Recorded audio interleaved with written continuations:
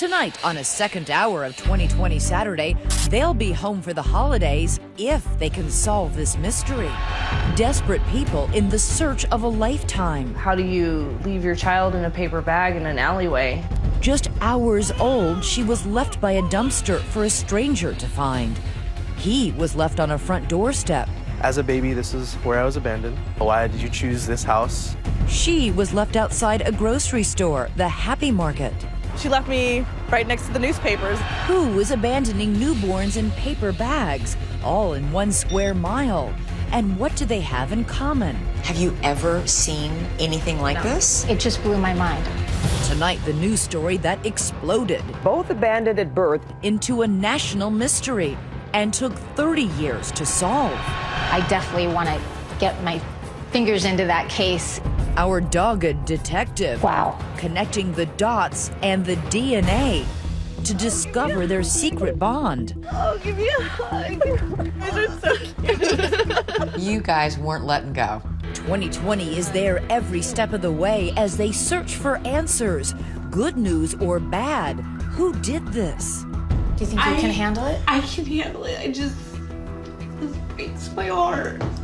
And the final twist no one sees coming. The 3 babies have grown up and are finding each other and are gonna find you. Welcome back as we continue this special 2020 Saturday. I'm Elizabeth Vargas. And I'm David Muir. And right here tonight, you're about to meet 3 so-called foundlings, abandoned babies. Their case is completely unconnected, or so we thought, until Elizabeth spent nearly a year following them. That's right. Prepare yourself for a lot of emotional twists and turns and an ending none of us saw coming until we were actually sitting there recording it. That mystery now ending with tears of joy. But it began years ago with a newborn baby's lonely cry. I think if it was Saturday morning, I ran around the corner to get some milk. A last-minute bike ride at dawn. 26-year-old mother of 2, Joanne Hauser, runs out to grab milk for that morning's breakfast. I went by same way I usually go, and I thought I heard something like a cat. She detours from her morning errands, noticing a paper bag next to a dumpster. She moves in for a closer look. So I went over and I looked into this bag, and there was a baby in the bag. A baby, astonishingly naked with the umbilical cord still attached, wrapped only in a towel. Someone had left her there.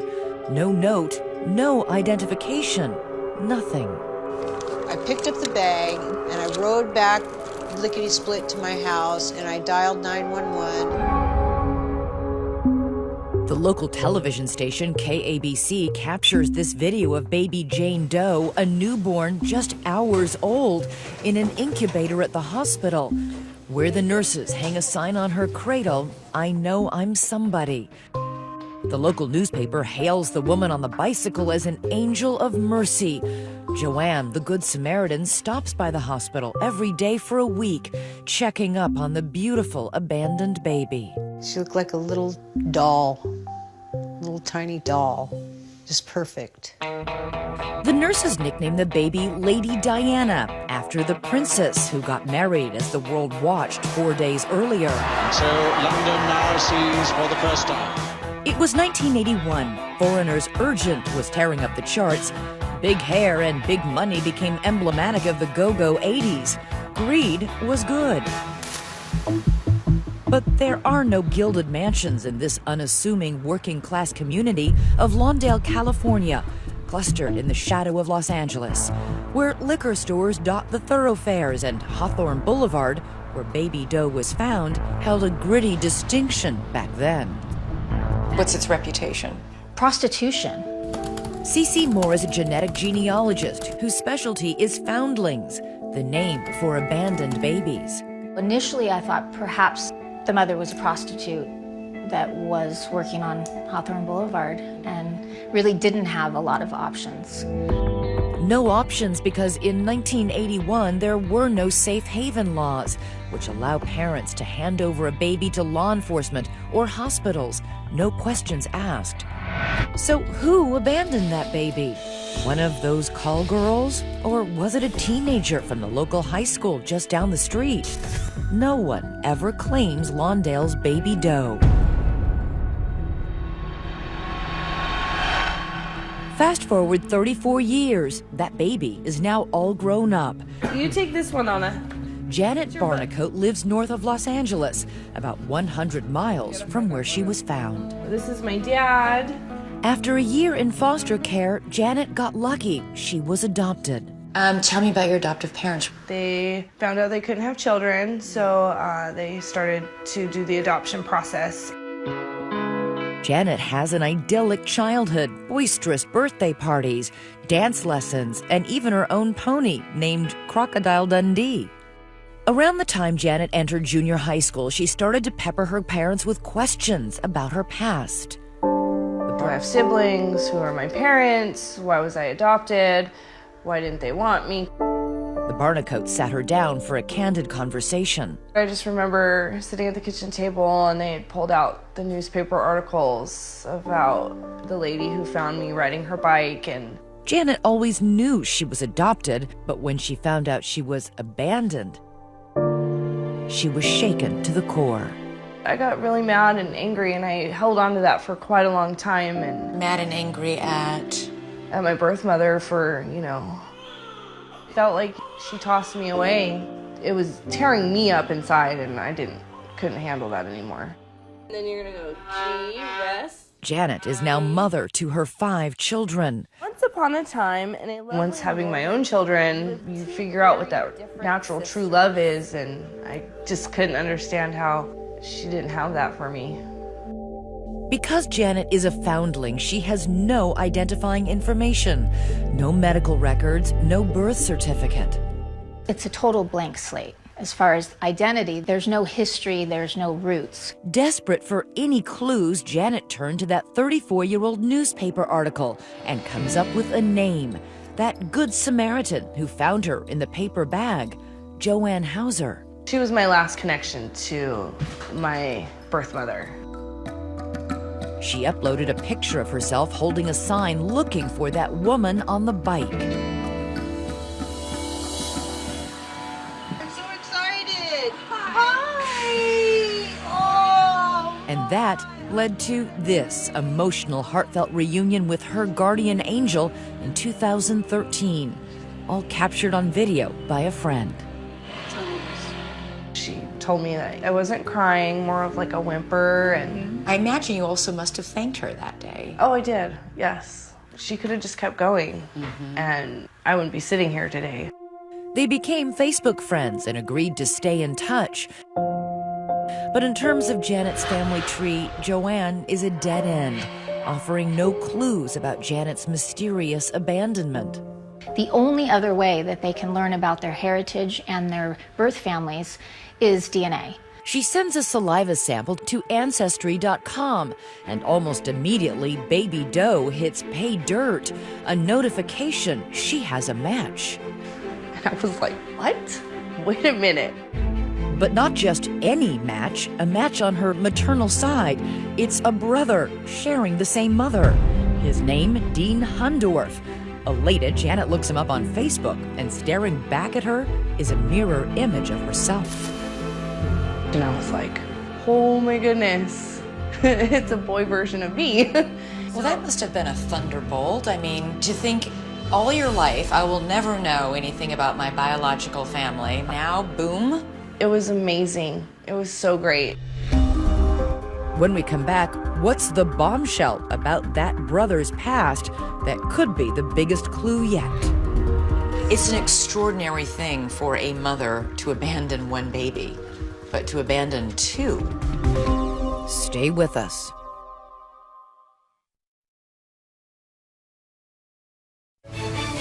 "2020 Saturday" continues. Once again, Elizabeth Vargas. It is Christmas time, 1986, in Lawndale, California. The town doesn't know it yet, but someone is abandoning newborn babies. Here on 149th Street, a completely different nativity scene. No manger, just a doorstep.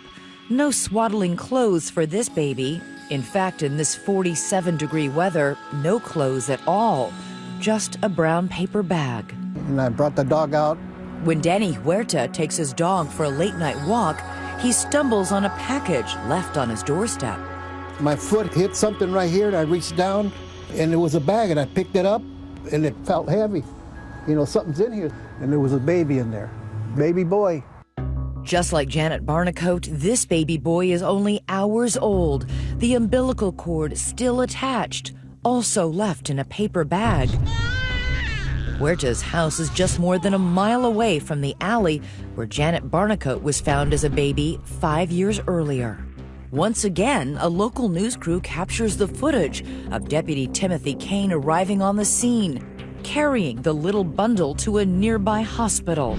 29 years later, he remembers it like it was yesterday. It was extremely dark that night. It was cold. He appeared to be 2 to 3 hours old. You know, it's just a young baby, and, you know, nobody there to take care of it. You wonder how somebody could leave a baby in a bag. Flash forward 29 years. Oh, wow, look at it. There it goes. That baby is a grown-up father with his own baby boy. Peekaboo. Dean Hundorf lives with his wife Adrian in Wisconsin. He's the long-lost brother Janet has found through DNA. Like his sister, Dean was also adopted by a loving family. Lots of kids who are adopted grow up with lots of questions. Absolutely. What were yours? I can remember one major thing that sticks out in my mind, what my ethnicity was. I was a big kid growing up, so my friends thought, you know, maybe I was Samoan or, you know, something like that. Trips to the beach, happy Christmas mornings, Little League games. Dean had a childhood to be envied, but nevertheless, he felt incomplete. I always was wondering where I came from, who my parents were. And, you know, I maybe tried to push it aside just to forget about it, but, you know, it was always there. When Janet and Dean begin to compare notes online, they realize not only are they both adoptees, but unbelievably, they discover they were both abandoned by the same mother. I said, yeah, I was abandoned at birth, and I don't have any information about any of my family. And then that's when she said, well, you know, the same thing had happened to her. I imagine she did the same thing I did and was like, whoa, what's going on? A DNA detective for 16 years, genealogist Cece Moore, says the story of Janet and Dean may be a first. At that point, I had never seen it before. It's an extraordinary thing for a mother to abandon one baby, but to abandon two. Yeah, it's hard to imagine what her circumstances must have been. Dean flies 2,000 miles to Los Angeles to meet Janet for the first time. It is so extraordinary for two foundlings to be related and then find each other. The local news is there to cover it. What was that like to put your arms around your sister for the first time in your life? It was like we had known each other forever, and there was never, like, we never skipped a beat. It was a brother hug. Once again, Janet's on Facebook celebrating the new bond forged by blood. But that vexing question remains. What kind of mother abandons not one but two babies, just 5 years apart and a mile away from each other? In a case like this that's really unique, I definitely want to get my fingers into that case and try to do some detective work to see what I can find. Meanwhile, Dean is doing some detective work of his own. Just like Janet, Dean feels the need to go back to the people who found him. He lands on that doorstep once again, where he was orphaned. And there, another lucky break. I'm Danny. Danny. Hi. I'm Dean. The same family still lives there. Come on in. It's good to see you. As he did 29 years ago on this stoop, Danny Huerta takes Dean into his arms. Danny also spent the last 3 decades wondering what happened to that baby. This is the baby you and Dad found. Inside, Dean is introduced to Danny's family. Thank you so much. I always wondered, where's that baby you found? And I says, can we keep him? They just, no, honey. I had a good life, but just recently I've wanted to, you know, get some answers. And in his honor, they have a warm surprise. We thought about you all your birthdays. We didn't forget.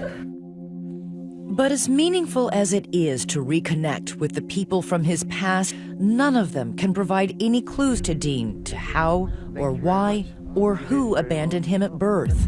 Once again, Janet and Dean have hit a brick wall.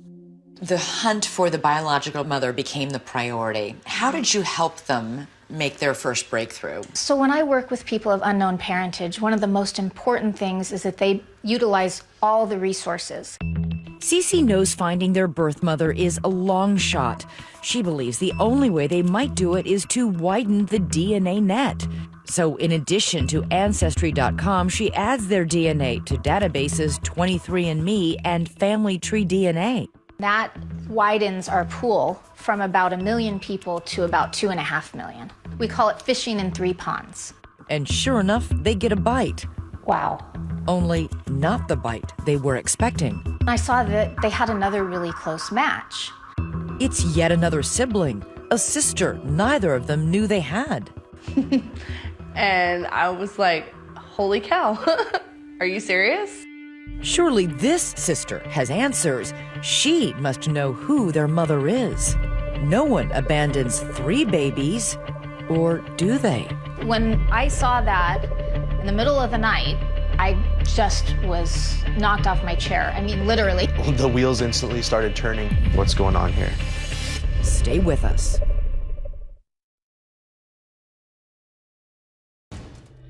DNA detective Cece Moore has been up all night.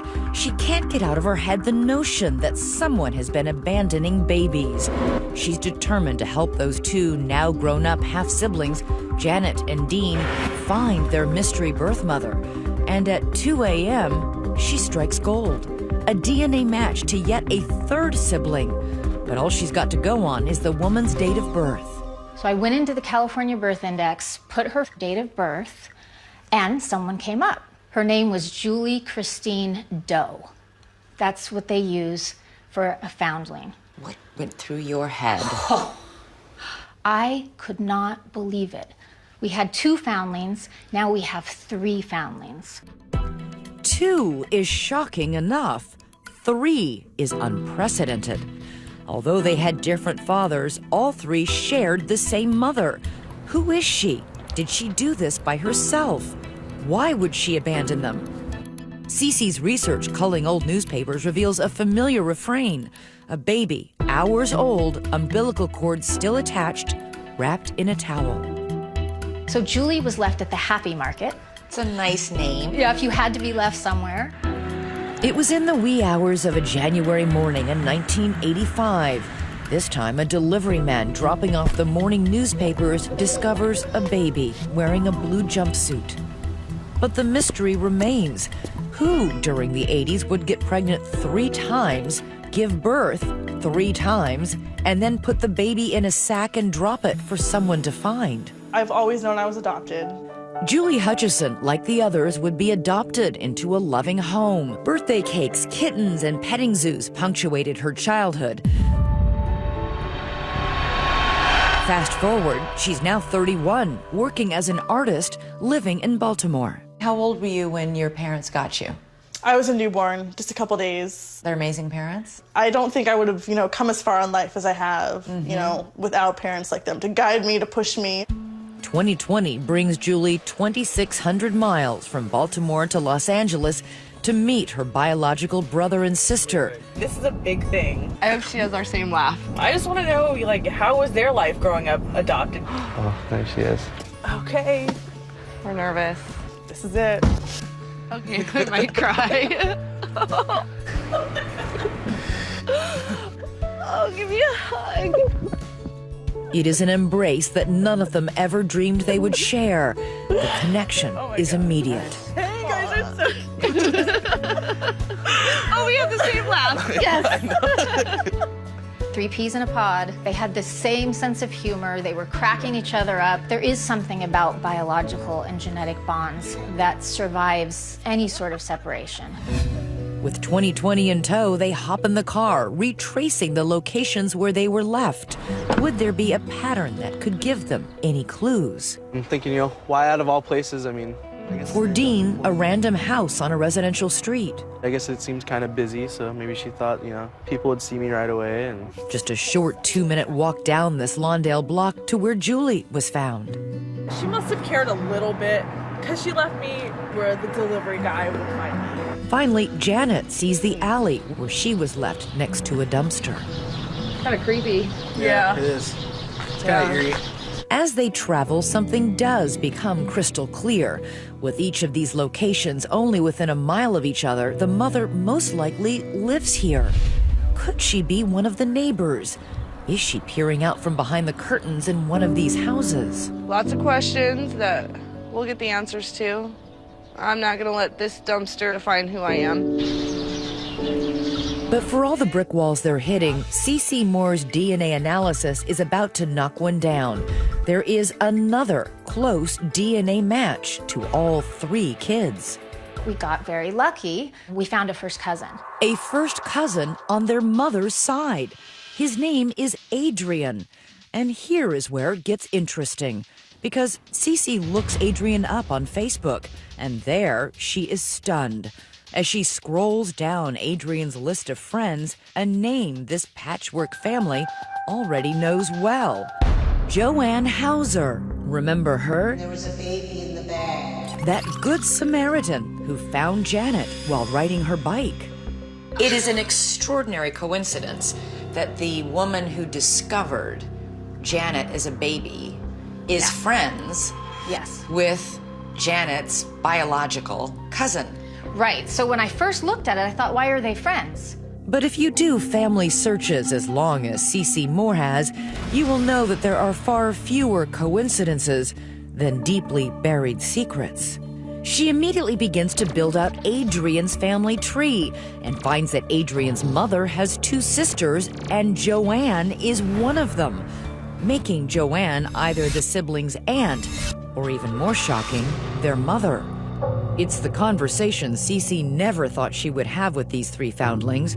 For an already fractured family, this news may shatter them. All 3 of you have a first cousin match named Adrian. Adrian's mom and your mom are sisters. Now, his mother has 2 full sibling sisters. And so Joanne is one of them. Wow. So the woman that found you is either your mother or your aunt. It takes a moment for the reality to sink in, especially for Janet. Then an enormous sense of betrayal. Joanne either gave birth to them or her sister did, and she helped her cover it up. Either way, she was withholding vital information when she met Janet in 2013. I've met her. I sat in her house. Hi! Oh! Hugged her. This breaks my heart. I'm so sorry that we all had to go through, all this. Just the fact I sat in her house is what's eating me alive. Janet is furious and wants to confront Joanne. She has agreed to see us today. Wow. Yeah. Are you guys ready for this? I want some answers. A doorstep, a grocery store, a dumpster. Who left them there? Their aunt or their mother? After a long, arduous journey, the truth is now just one step away. Not 6 degrees of separation, we're down to 1. Stay with us. 2020 Saturday continues. Once again, Elizabeth Vargas. We are going to go in and talk to Joanne, the lady who found me. See if she can lead us in any direction.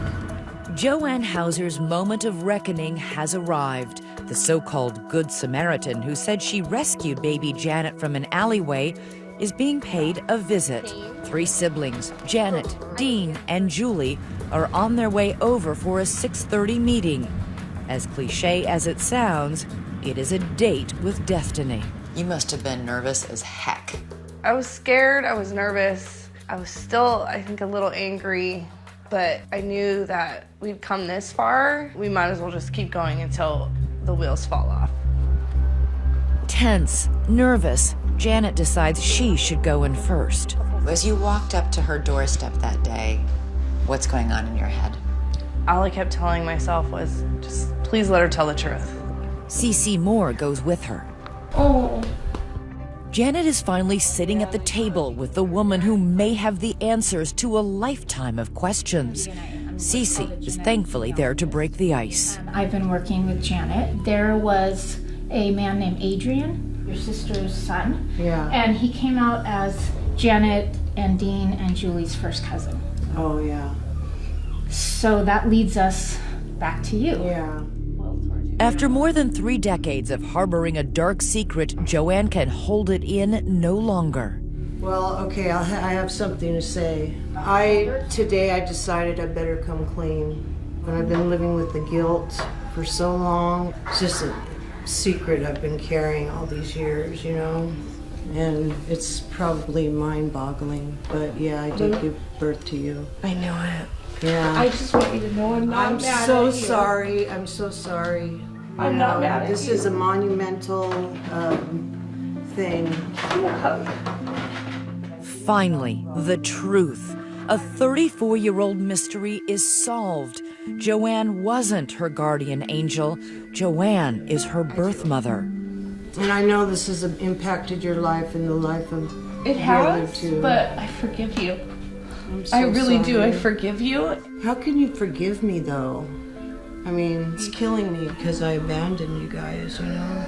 You know what? Foundlings, people that were abandoned, what I have found is they're the most forgiving, loving people I've ever known. I'm not exaggerating. I suppose you would have to be, huh? But we want you to know we're not mad at you. We love you. And when she finally came clean, I could feel like her burden. I could feel it and I could see it, and I just couldn't be mad at her. All that anger just It disappeared? did. I hated you. Not you, but I hated you. Yeah, I know. And I can't anymore. Janet asks about that story that's come to define her whole life. Please tell me I wasn't in an alley. No, you weren't. Oh, thank God. No. I just made the call and they came and I just made up a story. So Janet was never abandoned in an alley. It was all a ruse. But what about Julie and Dean? They're about to come face to face with their histories as well. They are here and they want to meet you. Where are they? Outside.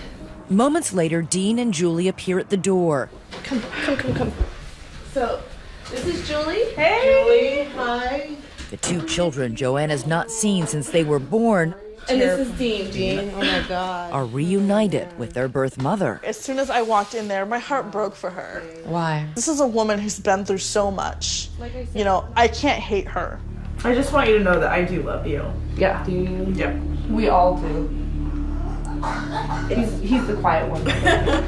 For Dean, forgiveness comes hard. She just looked like a stranger to me. You know, she didn't There look. was no flicker of recognition? No. Not like you had with your own sisters? No. I can't imagine you've ever forgotten about us, right? Never. Harboring a secret has clearly taken a toll. They're about to learn just how big. It's been killing me all this time, and it's killing me now. No. It is not a figure of speech. Joanne recently suffered both a heart attack and a stroke. The timing was significant.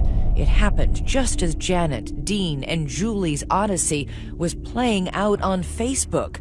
And Joanne, a Facebook friend, was watching it all. Joanne watched Janet find Dean and then watched her find Julie. Can you imagine if you were Joanne, how you must have been feeling? I would think terrified might be one of the things, because at this point, the 3 babies you abandoned have grown up and are finding each other and are going to find you. It's like all over Facebook and everything. It's really killing me. I have to have open heart surgery within a few weeks. Oh, no. Yeah. The whole process from her meeting me to us finding Julie, I think it really did a toll on her. Miraculously, they've met their birth mother after endless searching, only to realize their time with her may be limited. What were the most important questions you needed her to answer?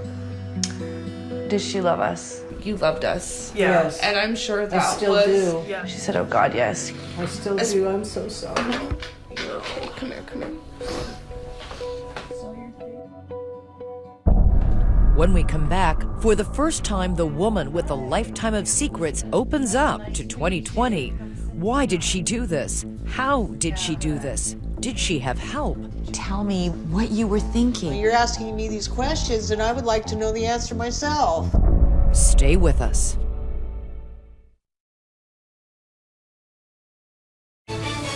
2020 Saturday continues. 3 children have come to a home, a house they never grew up in, and to a mother they've never met. It was so tense that when the meeting was over, they are giddy with relief. But for Joanne Hauser, there is no relief, just shame. Weighed down by the secret she alone knew about and never spoke about until now. There are people who hear this and can sort of wrap their heads around. Well, yeah, and that's why I doing it once. Yeah. But 3 times, right. I didn't want to do this because I would be here with you and I would be on TV and everybody's going to know. Joanne came of age in the 60s. She dropped out of college and embraced the LA party scene. We were partying all the time, smoking pot and drinking. At 22, Joanne marries and has 2 boys, but the marriage quickly crumbles. Joanne divorces and falls back into her partying ways. And it was at one of those parties, fueled by drugs and alcohol, that Janet is conceived. Joanne, broke, single, unemployed, keeps the pregnancy a secret. How did you hide it, Joanne? I mean, how did Well, you... I'm big. I mean, look at me. You know? Nobody ever said, hey, you're looking a little... You're looking a little heavy there. No, no. Joanne would not tell a soul. 9 months later, in the early hours of an August morning, she goes into labor, alone in her house, with her 2 older boys sleeping in the next room. So what happened when you went into labor? Were you afraid? I was terrified. I remember it was around 4 o'clock in the morning, and I did it by myself. You know, I laid there and went through the labor and then went into the bathroom in the tub and drew the warm water and laid in the warm water, and that helped. The reality Joanne never wanted to face is now staring back at her in the form of a new baby girl, 4 pounds, 1 ounce. I'm like, what am I going to do? What am I going to do? Feeling ill-equipped to care for any more children, a desperate Joanne hatches that outlandish scheme, pretending she's found a baby by a dumpster, playing Good Samaritan to the police. I remember this young guy would call me and call me a hero. Not a hero, if they only knew the real story. Yeah, I'm not a hero. You went to visit Janet every day for that Yes. first week of her life in the hospital. Why did you do that? Because I wanted to see her. I was totally amazed.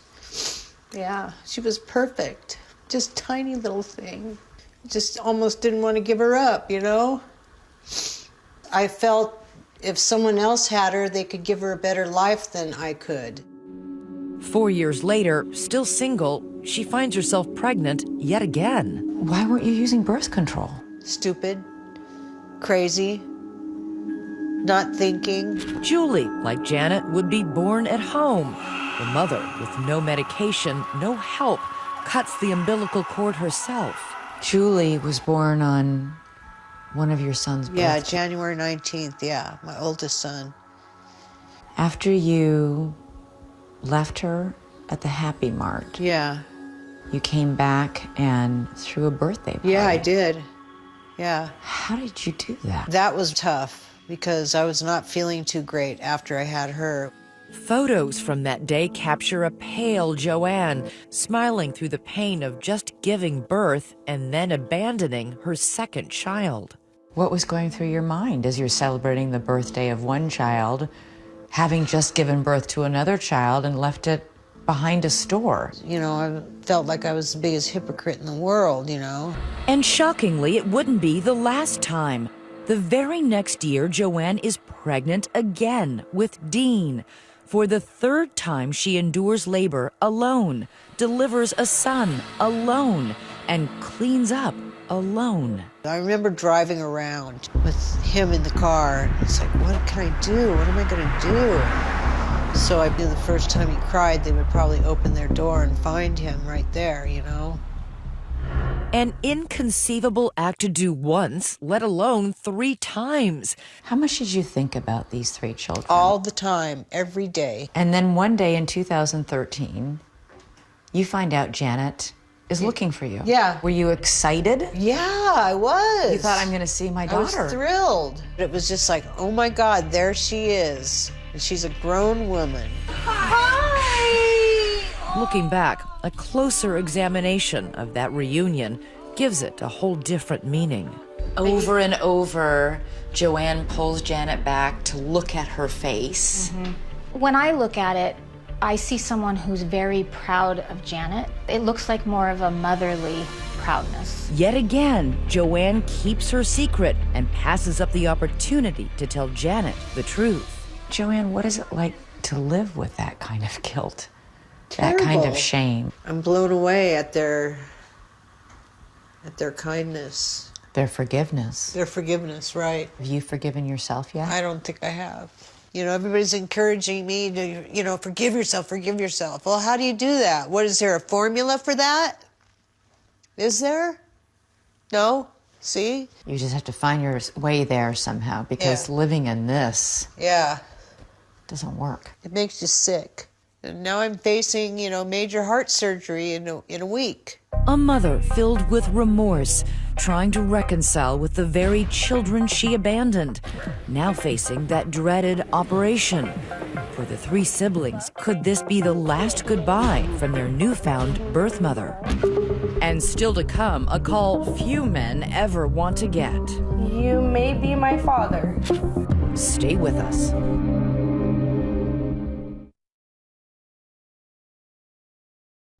It is 5 o'clock in the morning, and I'm here at the hospital because my biological mom is having heart surgery. Did you get any sleep last night? A little bit.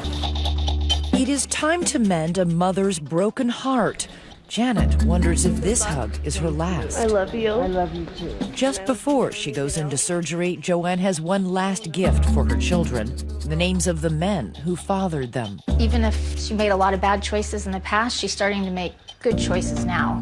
There's never a phone call that someone is expecting to get. Normally I call him. Cece coaches Janet through a phone call to the father, Kent. Okay. And after leaving a message, a call back. Oh, what do I do? Pick up, pick up. Hi, Kent, how are you? Yes, you may be my father. I actually do know who my mother is. Her name is Joanne. Were you with a woman named Joanne in the 80s? Kent truthfully acknowledges that he was with Joanne back then, but says he is in shock. He's just trying to take it all in. I couldn't imagine what you would be going through with a phone call from someone random. Hey, I'm your daughter. Aww. But then something unexpected. Choking back tears, he tells Janet he always wanted a little girl. Bye-bye. Oh, that broke my heart. He's crying. A few days later, father and daughter meet for the first time. Oh, So good to see you. Have you. I love you like my little girl. Little did Kent know he's also a grandfather. And Janet wasn't the only one who got to meet her birth father. Julie meets her birth father, Bobby. Hi. Yes. Nice to meet you.